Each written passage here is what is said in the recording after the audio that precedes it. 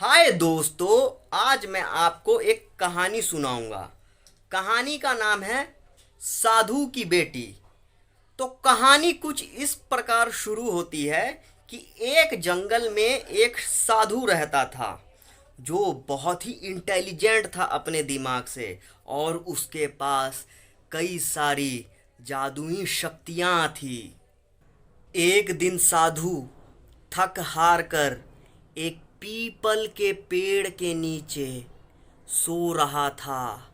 उसी पेड़ पर एक चील बैठी थी जिसके चोंच में एक चूहिया थी। अचानक से वो चूहिया उसके चोंच से छूटकर साधु के हाथ पर जा गिरती है। अचानक से साधु की नींद खुल जाती है और वो उस चूहिया को देखकर बहुत ही खुश होता है।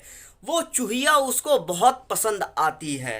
अब साधु फैसला करता है कि मैं इस चूहिया को अपने साथ अपने घर ले जाऊंगा। घर ले जाने से पहले वो अपनी जादुई शक्तियों का इस्तेमाल करके, उन जादुई मंत्रों का इस्तेमाल करके, आबरा का डाबरा का इस्तेमाल करके उस चूहिया को एक खूबसूरत लड़की में बदल देता है। साधु उस लड़की को अपनी बेटी की तरह पालने लगता है और उसकी खूब अच्छे से देखभाल करता है। धीरे धीरे समय बीतते जाता है और वो लड़की बड़ी हो जाती है और काफ़ी सुंदर हो जाती है। अब साधु की बेटी की उम्र शादी के लायक हो गई है। साधु ये फैसला करता है कि वो अपनी बेटी की शादी उसी से कराएगा जो सबसे बड़ा हो। साधु तय करता है क्यों ना मैं अपनी बेटी की शादी सूर्य से करा दूं। साधु फिर से अपनी जादुई मंत्रों का इस्तेमाल करके आबरा का डाबरा बोलकर सूर्य को नीचे बुला लेता है और सूर्य को बोलता है कि सुन, तुम मेरी बेटी से शादी करोगे। पर साधु की बेटी जैसे ही सूर्य को देखती है वो अपने पिताजी को बोल देती है, पिताजी मैं इससे शादी नहीं करूंगी, ये तो बहुत ही गर्म है, खौलता हुआ अंगारा है, इसके साथ अगर मैं रहूंगी तो मेरी खूबसूरती जल जल के राख हो जाएगी, मैं कलूटी हो जाऊंगी। साधु की बेटी कहती है, पिताजी मैं उसी से शादी करूंगी जो इससे बेहतर होगा। साधु उदास हो जाता है, उसका चेहरा लटक जाता है। साधु सूर्य से पूछता है कि क्या आपकी नज़र में कोई है ऐसा वर जो आपसे बेहतर हो। सूर्य ने कहा साधु से कि हे साधु, मेरे से ज्यादा बेहतर और शक्तिशाली तो बादल है, उसमें इतनी शक्ति है कि वो मेरी किरणों को भी रोक लेता है। साधु ने फिर से अपने जादुई मंत्रों का इस्तेमाल किया, आबरा का डाबरा, और बादल को नीचे बुलाया और बोला, सुन बादल, क्या तू मेरी बेटी से शादी करेगा। जैसे ही उसकी पुत्री ने, साधु की बेटी ने बादल को देखा, अपने पिताजी को कहा, पिताजी मैं इससे शादी नहीं कर सकती, ये कितना बदसूरत है, ये दिखने में छपरी जैसा है पिताजी, मैं इससे शादी नहीं करूंगी, मुझे इससे भी ज्यादा बेहतर चाहिए। अपनी बेटी की बात सुनते ही साधु का चेहरा फिर से झांट जैसा लटक गया। उसने बादल से पूछा कि क्या तुम्हारी नजर में कोई है ऐसा वर जो तुमसे बेहतर हो। बादल ने कहा साधु से, हे साधु, मेरी नजर में तो आपकी पुत्री के लिए हवा बेहतर रहेगा, उसमें इतनी शक्ति है कि वो मुझे कहीं भी फेंक सकता है अपनी शक्तियों से। साधु ने फिर से अपने मंत्रों का उच्चारण किया, आबरा का डाबरा, आबरा का डाबरा, और सारी हवाओं को इकट्ठा करके बोला कि हे हवा, क्या तू मेरी बेटी से शादी करेगा। साधु की बेटी ने जैसे ही हवा को देखा, अपने पिताजी से कहा, पिताजी मैं इससे भी शादी नहीं करूंगी, ये तो महा छपरी है, ये एक जगह नहीं टिकता है, हमेशा इधर उधर लहरता रहता है, कभी इस गली से उस मोहल्ले में, उस मोहल्ले से इस गली में, ये छपरियों का सरताज है, मैं इससे शादी नहीं करूंगी, मुझे इससे भी बेहतर कोई चाहिए। साधु का चेहरा फिर से झांट जैसा लटक जाता है।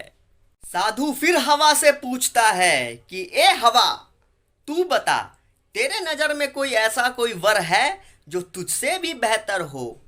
हवा बोलता है, हे साधु, मेरी नज़र में तो पहाड़ है, क्योंकि वो लंबा भी है और खड़ा भी है। वेट अ मिनट, आप कौन सा लंबा समझ रहे हो? मैं हाइट वाले लंबे की बात कर रहा हूँ। वो बोलता है कि पहाड़ में इतनी शक्ति है कि वो मेरा रास्ता रोक देता है। मेरी नज़र में आपकी पुत्री के लिए पहाड़ सही रहेगा। फिर साधु अपने मंत्रों का उच्चारण करके आबड़ा का डाबरा करके पहाड़ से पूछता है कि ए पहाड़, क्या तू मेरी बेटी से शादी करेगा? साधु की बेटी ने जैसे ही पहाड़ को देखा तो कहा, पिताजी, मैं इससे शादी नहीं करूंगी। ये कितना लंबा है हबसी के तरह, कितना काला है, कितना सख्त है, कितना कठोर है। मैं इससे शादी नहीं करूंगी, मुझे इससे भी बेहतर चाहिए। साधु का चेहरा फिर से झांट जैसे लटक जाता है। वो पहाड़ से पूछता है, ए पहाड़, क्या तेरी नज़र में कोई ऐसा वर है जो तुझसे बेहतर हो? पहाड़ बोलता है, मेरी नज़र में तो चूहा है, उसमें इतनी शक्ति है कि वो मेरे अंदर बिल कर देता है। फिर साधु अपने मंत्रों का उच्चारण करके आबरा का डाबरा करके चूहे को बुलाता है और चूहे से पूछता है, क्या तू मेरी बेटी से शादी करेगा? चूहा नहीं बोलता है। जैसे ही उसकी बेटी चूहे को देखती है, वो खुशी से उछल पड़ती है, जैसे कि 7 जन्मों का प्यार है इन दोनों का। लैला मजनू की तरह, हीर रांझा की तरह, रोमियो जूलियट की तरह। टाइटैनिक पे रहने वाले हीरो हीरोइन का नाम नहीं पता है। उछल पड़ती है देखकर और कहती है, पिताजी, यही है मेरे सपनों का राजकुमार, इसी के नाम का सिंदूर में अपने मांगों में रचाऊंगी। यही है मेरा दिलीप कुमार, यही है मेरा रणबीर कपूर। फिर साधु ने सोचा कि इसी को किस्मत कहते हैं। शायद इसके भाग्य में ही ये लिखा था कि इसकी शादी चूहे से ही होगी, और ये भी तो चूहिया थी। फिर साधु ने मंत्र पढ़ा आबड़ा का डाबरा और अपनी खूबसूरत पुत्री को फिर से चूहिया बना दिया। तो दोस्तों, हमें इस कहानी से क्या सीख मिलती है कि इस दुनिया में कोई भी इंसान हो, कोई भी व्यक्ति हो, जानवर हो, पशु हो, पक्षी हो, अपना बेसिक नेचर, अपना बेसिक बिहेवियर नहीं बदल सकता। फॉर एन एग्जाम्पल, कुत्ता भौंकता है, भाव भाव भाव, अचानक से वो कुकड़ू को करने लगेगा तो कैसा लगेगा? सोच के ही हंसी छूट गई। तो मिलते हैं अगली कहानी में। आज की कहानी कैसी लगी? अच्छी लगी तो लाइक कर देना, सब्सक्राइब कर देना, कमेंट कर देना। आपकी मर्जी है, मैंने तो मस्ती में बना दी वीडियो।